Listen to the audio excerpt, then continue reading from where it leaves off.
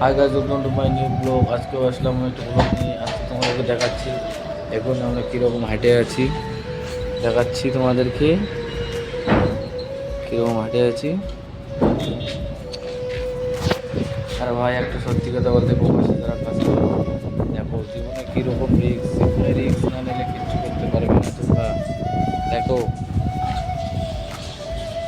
এখান থেকে পড়ে গেলেই শেষ জীবনের রিস্ক, এটাই তো ভাই। জীবনে রিস্ক নিতেও হয় পয়সা কামানোর জন্য।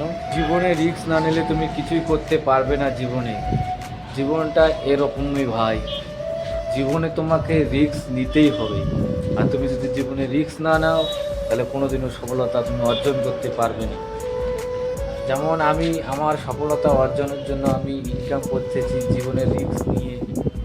তো অনেক ছেলেরাও আছে প্রবাসে, জীবনে রিস্ক নিয়ে প্রবাসে আছে, কাজ করতেছে পয়সা কামানোর জন্য। কেউ শখে থাকে না ভাই প্রবাসে।